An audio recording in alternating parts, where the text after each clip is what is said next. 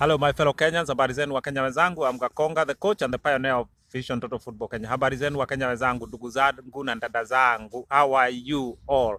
Welcome again to this channel. Hii channel ni yangu na ni yako. Yeah, it is our channel. Yeah, to continue to share here so that we can empower ourselves. Information is power wa Kenya wenzangu. Kwa hivyo karibuni. Na leo hii tunajua nzuri sana. We have a beautiful sun here in London, so I'm out here making this video and I want to share a little bit of this sun with you.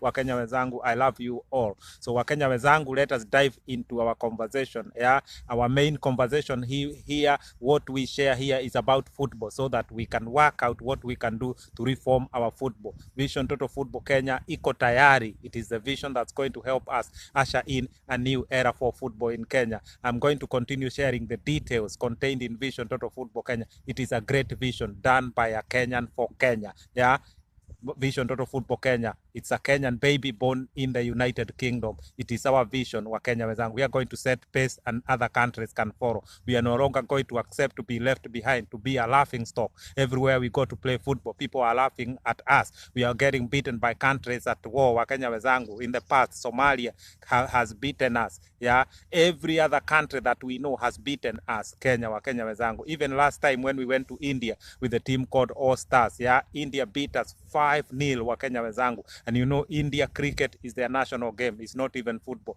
Kenya football is our national game. But wa Kenya wenzangu, before we lose track, let us talk about the game. Kenya versus Ghana last night. Wa Kenya wenzangu, I watched that game, yeah, and I'm a disappointed man. I don't know about you, but I'm telling you today, as a coach, what I saw in that field, in that pitch in Ghana, I'm a disappointed man. I watched that game. I don't know about first half. I want to talk about second half. I watched that game from the 56th minute, yeah, to the 93rd minute. Wakati referee aliblow whistle, game ikaisha.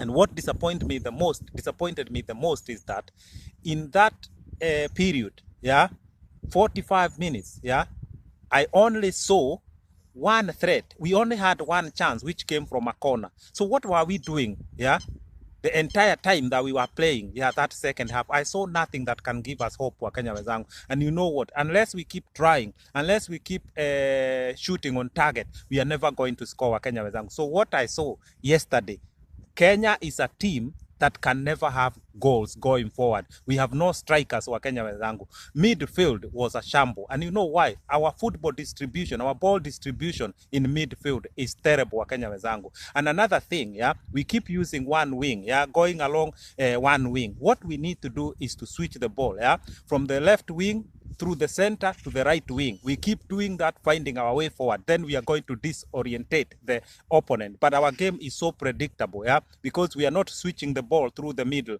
That's why we have midfield. We have two wingers, right and left, yeah, and center attacking mid, yeah, or central attacking midfielder. That point is because the midfielder can attack, can go forward, but also we use the guy in midfield to distribute the ball. So we don't need to be doing long balls from left to right. What we need to do is play our football on the ground. Yeah, mpira wa chini. Here in England we call it playing on the deck. Yeah, kuchezea chini. So the ball must come from the left wing through the center to the right wing, and we keep going like that. But Wakenya wenzangu, the team Ghana contained us halfway. We could not find a way to break through, except ako kakona kamoja kalikuja from one of the corners. Wakenya wenzangu, this is terrible, Wakenya wenzangu. And don't forget, again, this week we have lost our under 23. Yeah, lost the game to Sudan, Wakenya wenzangu. I want to say this, going forward, what hope do we have, Wakenya wenzangu? Yes, we can continue boasting. Yes, we can continue saying we have qualified for the Africa Cup of Nations. But do you know what? The way we qualified, I call it, is either miraculous or luck or circumstances. I call it circumstantial qualification. We did not qualify for Africa Cup of Nations because of merit, because of how our team play. We know well it is a circumstantial qualification, and I will say that, take it or leave it, point blank, I mean. Because, you know, Sierra Leone got banned, but we had already played Sierra Leone, yeah, last year, June, we had already played Sierra Leone and they beaten us 3, yeah, remember 3-1. I think it's 3-1. So they collected 3 points there, we collected 0. So when Sierra Leone got banned, yeah, we got advantage wa Kenya wenzangu. And this is the truth.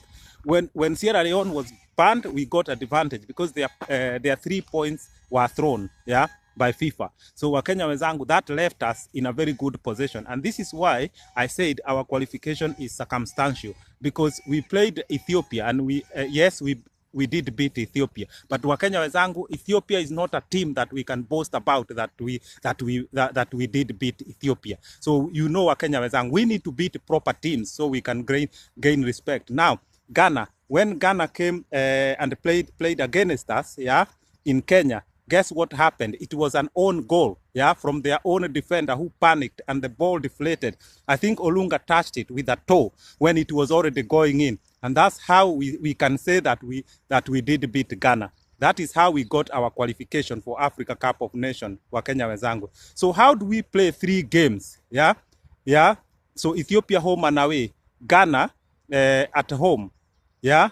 And then we say we have already qualified. So this qualification is special, Wakenya wenzangu, and we must take advantage of it. I will continue to say this qualification was circumstantial. Circumstances that surrounded us made us qualify. That own goal from Ghana and Sierra Leone getting banned. If Sierra Leone was in this group up to today, Wakenya wenzangu, Sierra Leone and Ghana would have gone to Africa Cup of Nations. It's not Kenya. So no matter what we say, we must thank Sierra Leone, because it is because of Sierra Leone ban that we are in Africa Cup of Nations. But after having witnessed that game yesterday against Ghana, Wakenya wenzangu, we are in deep trouble, Wakenya wenzangu. And I can say to Sebastian Mine, unless we sort this squad, Kenya is going to come home very quickly. Perhaps the first week after Africa Cup of Nations, Wakenya wenzangu, we are going to be eliminated very quickly. And I'm not a prophet of doom, Wakenya wenzangu. You've seen the game, unless you are looking a different game. But Wakenya wenzangu, help me. Let us analyze this game. Let us accept reality that we have a bad team, Wakenya wenzangu, so that we can focus going forward. What do we do? Wakenya wenzangu, I want to tell Sebastian Mine, yeah, don't get swallowed by FKF, yeah, that the FKF officials putting pressure on you that you should take this player, that player, perhaps because there is a conflict of interest, yeah, because some officials want those players being scouted because they are playing. Sebastian Mine, this is what happens to many Kenyan coaches and many foreign coaches. They come after a while, they get pressure from the federation, and obviously because they are employed by the federation, this is what starts happening. When the team is going this way and this way, good players are not getting there to play football. Wakenya wenzangu, it is terrible for us at the moment, and unless we do something, our future games are going to be the same way. We had the team that we had All Stars from Kenya, Wakenya wenzangu. This is something I will never forget. We had that team called All Stars that went to play against Hull City, Wakenya wenzangu. And we thought they were going to play a Premier League club then, Hull City. Guess, we all know they played Academy Boys. And those Academy Boys still beat all talents from Kenya, Wakenya wenzangu. That was All Stars. So then we had another team called Rising Stars, Wakenya wenzangu, in 2016. In 2016, they were under 17 with a technical director from Germany, Andre Spears. I don't know where he is these days. No one even knew how he exited, Wakenya wenzangu. But he said, yeah, that by playing with the Kenyan team abroad, they learned something. They are going to implement something to help our teams going forward. Where is that under 17 team then, Wakenya wenzangu? Again, that team under 17 was taken to play against Cameroon. Cameroon beat that team 7-0. We are still being told by the federation we are learning something. We played against Malawi in 2017. They beat us 5-0. We played against, that is Malawi, we played against Zambia, again 4-0. This is under 17, just 3 years ago. We still keep being told we are learning something. Here we are today, Wakenya wenzangu. Now we have an under 23 called Emerging Stars. So I don't know what we're going to have next. I don't know, a Golden Star. We keep naming all these teams and they do nothing, Wakenya wenzangu. Kenya, we have to rethink our football. And I want to say to Sebastian Mine, you have to rethink how our national team is structured. The selection must change. And when I say the selection must change, is because I want us to win games. Yesterday I saw Wanyama playing. Wanyama is under pressure, Wakenya wenzangu. We are making Wanyama unhappy because the team that Wanyama is playing with will not go anywhere. And he knows this, Wakenya wenzangu. So come on, we cannot keep relying on Wanyama all the time. Let us have new Wanyamas. Let us have new Marigas. Let us have new Dennis Olieches. Let us have new Olungas entering into the squad. Wakenya wenzangu. As the team age, we must bring youngsters. Wakenya wenzangu. But where do they come from? Because under 23 are losing games. Under 17 are losing games. So Wakenya wenzangu, the type of football that you see with our national team reflects the quality of our football within our Kenya Premier League. I have said before, our football, our Kenya Premier League, we need to do something better. We need to improve our football. Let us help the coaches in Kenya Premier League. Let us together, let us together, work together and sort our football in Kenya. Our football in Kenya need a new start. Our football in Kenya need a holistic approach. We need to empower our coaches, but not Kenya Premier League and the National Super League only. Grassroots football, Kenya wenzangu, is the genesis. I have said it so many times. We need to do something to empower grassroots coaches so we have enough coaches. Wakenya wenzangu, I can tell you today, I went and visited a club yesterday. A youth club here. This is a club where Raheem Sterling came from. Raheem Sterling came from a youth club, Wakenya wenzangu, grassroots club here in North London, West London, Wakenya wenzangu. Now in this same club, there is 3 youths who are in trial at Norwich City FC.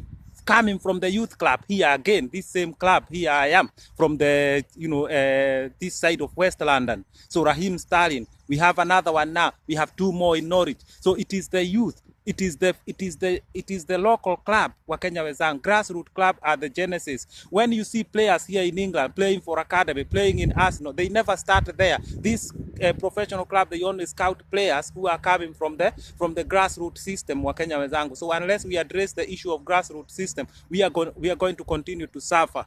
Yeah, you see one player being caught 1 year, you don't see him next year, another one like this. We do not have like a permanent squad that we surround to make sure we can coach them properly. They are working together as a team. Yeah, teamwork is so important. Wakenya wenzangu, there is something else I want to share with them. Sebastian Mine. I have looked around Cape Verde, their team, nearly the whole squad plays in Portugal. Look at Guinea-Bissau, the team that frustrated Kenya a few years ago. Yeah, nearly the whole squad is playing in Europe. So Wakenya wenzangu, we need to start tapping more into our European, into our talent, Kenyan talents that are playing outside Kenya, Wakenya wenzangu, who are playing in diaspora, all over Europe, Australia, Finland. I have been saying this. We have so many Kenyan youngsters playing in Europe, in semi-professional club, in academy, some of them in even in professional clubs here. Why are we not tapping their talent, Wakenya wenzangu? Because unless we take these talents that have been trained in Europe since they were young, then we need to bring them so that we can bridge the skills gap in Kenya. Let these foreign trained youths play together with those who are already in the national team. Yeah, in the Kenya national team, so that we can bridge the skills gap. They can learn from each other, so they can grow as a team that is going to take us places. And Wakenya wenzangu, I'm not going to end this video without saying this.